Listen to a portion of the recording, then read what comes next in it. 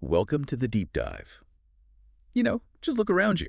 Or maybe don't look too hard. Because plastic waste, well, it's everywhere, isn't it? It really is. Oceans, landfills. Exactly. Choking oceans, overflowing landfills. And honestly, it's damaging the credibility of so many brands out there. What used to be maybe just a buzzword, sustainability this, eco that. Right. It's fast becoming a hard, like a non-negotiable supply chain requirement. We're talking 2025. The timeline is aggressive. So today, we are taking a deep dive into plastic-free packaging. We've got a recent business report, and our mission, really, is to pull out the critical insights. Yeah, get to the core of it. What does plastic-free actually mean? Why is it suddenly so urgent? And what's its signal for, products, businesses globally? It's a big shift. You might think you get plastic-free, but I have to say, this report, it had some surprises. Oh, definitely. And what's really interesting and what the report underlines is that this isn't just some fleeting trend anymore. Yeah. No, it's a systemic shift. It's being pushed by these really powerful forces that are all converging right now. Like what? Well, the report's core insight is that plastic isn't just an environmental headache. It's actually becoming an unmanageable business liability. The liability. Okay. Yeah. You've got pressure from consumers who are way more aware now. You've got regulators stepping up with real teeth in their policies. Wow. And even B2B buyers, businesses buying from other businesses, they're demanding change too. It's really moved beyond just sort of eco-consciousness. So it's market access, financial. Exactly. Market access, financial viability, and just future-proofing your whole operation.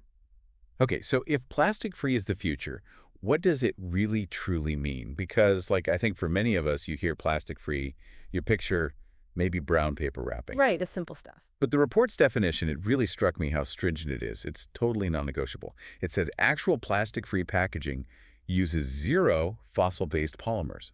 None. That's the key. Fossil-based. Which means no coatings, no laminates, no shrink wraps.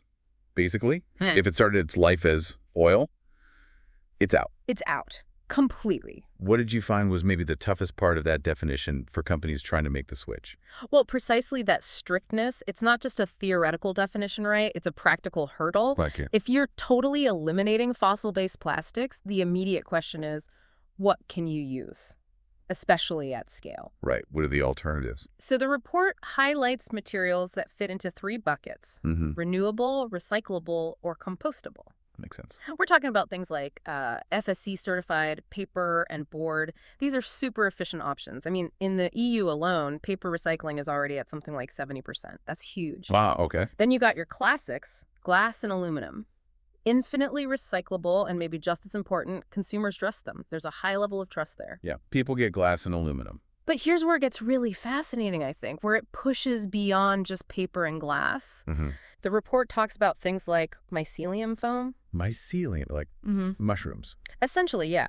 It's grown from the root structure of mushrooms. It's home compostable, and it can replace that nasty EPS foam, polystyrene. That white packing stuff. That's the one. And then there are seaweed-based films. Seaweed? Seriously? Seriously. Derived from marine algae. They can make biodegradable sachets out of it, or even garment bags for clothing. Okay, wow. Mycelium foams, seaweed films. That's not just tweaking things. That's a massive leap, isn't it? In material science, in innovation. It absolutely is. It really feels like we're on the edge of a whole new era for materials. But with all this cool innovation, what's actually driving the speed of adoption? Why now? Yeah. Why the sudden urgency? Why did plastic-free jump from being this niche environmental concern to a global business must-have almost overnight, it seems? The report points to 4 big drivers. You're right. The acceleration is pretty undeniable. And these drivers, when you connect them, they really paint the picture of this momentum. So it's driver number 1. First, it's just the sheer environmental urgency. We can't ignore it. The report cites 350 million tons of plastic waste generated every single year. 350 million tons. That's hard to even picture. It's staggering. Now, contrast that with materials like paper, glass, metal. They emit something like 10 to 30% less CO2 over their whole life cycle. Okay, so a measurable difference. A significant measurable difference. And that impacts everything, right? Carbon footprints, how investors see you. Right, so that's the environment. What's second? Second is regulatory pressure, and this is getting really concrete globally. Okay. You've got the EU's Packaging and Packaging Waste Regulation, the PPWR. That's set to kick in December 2024. This year. This year. It brings in actual bans on things like single-use plastic miniatures in hotels, and enforceable quotas for reuse. Quotas, okay. And it's not just Europe. You see similar moves in California, Canada, Asian countries. They're all rolling out comprehensive regulations. These aren't just guidelines. These are mandates, legal requirements. With real penalties if you don't comply. Third driver. Let's hear it. It's the pull from both consumers and those B2B buyers we talked about. Oh, okay. So demand. Yeah. Recyclability isn't just a nice to have anymore. It's a major factor in packaging choice. For everyone. Not just the, super eco-conscious shopper. Really? Even B2B. Even B2B. And get this, the report points out that brands known for their plastic-free options, they're seeing 4 to 7% higher online conversion rates. Wow. 4 to 7%, that's actual money. That's direct impact on the bottom line. It shows consumers are voting with their wallets. Okay, environment, regulation, demand. What's the fourth one? Finally, it ties into the bigger picture of ESG, environmental, social governance, and just basic financial resilience. How so? Well, adopting plastic-free often means lower EPR fees, extended producer responsibility fees. That's the money companies pay for dealing with their products' end of life. Right, the disposal costs. Exactly. Yeah. It also leads to better CSR scores, corporate social responsibility, which helps attract investment, and fewer compliance headaches, fewer audits. It streamlines things. So it cleans up operations, too. Definitely. These forces aren't separate. They're all pushing in the same direction, creating this almost inescapable momentum for businesses to act now. It really does feel like a perfect storm of pressure. But if you had to pick one, just based on the report, which driver feels like the biggest push right now, the one really forcing hands?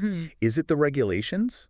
Or is that consumer demand, that 4-7% conversion lift, the real motivator? That is a great question because they are so linked. But I think the report really emphasizes the regulatory stick as the most immediate, undeniable catalyst right now. The stick, okay. Yeah. I mean, consumer demand is powerful and it's financially rewarding, no doubt. But regulations like the EU's PPWR, they create hard deadlines, they create outright bans, they force a fundamental redesign. So they remove the choice, essentially. They turn the should into an absolute must. That makes total sense. Okay, so we've talked about these incredible new materials like seaweed and mushrooms. Right, amazing stuff. And these powerful forces, regulation, demand, ESG. But how does this actually look on the ground? How are companies making it happen? The report gives a really good case study, lime paper products.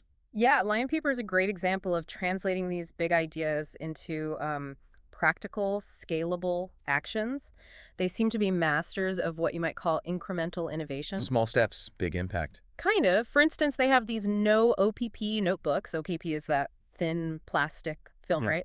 By just switching to paper belly bands around the notebooks instead of shrink wrapping them in plastic film, they save 1.2 tons of plastic for every 100,000 notebooks they make. 1.2 tons, just from ditching shrink wrap on notebooks. Or 100,000 units. It's tangible, it's repeatable, it's not just a one-off gesture. Oh, okay, what else? They're also replacing bubble wrap, everyone's favorite packing material to pop. Guilty? Huh. They're replacing it with rigid paper mailers, fully recyclable cartons, basically. And internally, they've set up a closed-loop waste system. What does that mean? They reuse their own in-house cartons, like shipping cartons, to cut down on what goes to landfill. They've achieved a 35% reduction in landfill waste that way. 35% just from reusing boxes. That's impressive. It shows a real commitment. Yep. And that commitment extends to how they operate. Their factories are described as compliance first. What do you mean? They hold all the key certifications, ISO for quality, BSCI for ethical labor, Prop 65, and CPSIA, which are crucial for safety in the U.S. market, especially California. Right, those are tough standards. Exactly. And FAMA for responsible manufacturing. These aren't just, logos on a website. They're international proof points. They show their whole chain meets high standards, builds trust. Which is vital right now. These examples, they really drive home that moving away from plastic isn't just a dream. It's happening with practical, smart strategies. It makes you think how many small changes like that notebook ban could add up across industries. The potential scale is enormous, and Yeah. the market forecast backs this up unequivocally. The report projects the plastic-free packaging market will exceed $196 billion by 2025. Whoa, $196 billion. by next year. By next year. This isn't some small niche anymore. It's going mainstream, fast. It's no longer optional. It's simply strategic. So pulling all these threads together then, Yeah. it seems crystal clear. Plastic-free packaging isn't just a trend. It's not just a preference. It really is becoming the new standard, especially in sectors like stationery, gifting, lifestyle products. That's where the pressure seems particularly intense. And this deep dive, based on the report, it shows it's not just about the environment anymore, is it? It's a smart business move. It builds your brand, aligns you with customer It values, enhances credibility. ensures you're ready for regulations that are already here or coming very soon. It's really about building a business that's resilient, fit for the future. Well put. Resilient is the key word. So here's a final thought to leave you with, building on all this. Given the sheer speed of this growth and that accelerating regulatory push we talked about, how might this fundamental shift in packaging completely reshape our everyday choices as consumers? And what totally new innovations might pop up? Things maybe even beyond the cool stuff like mycelium and seaweed we touched on today. That's the exciting question, isn't it? What everyday product, maybe one we haven't even thought about, will be the next to ditch plastic entirely in a way that genuinely surprises us?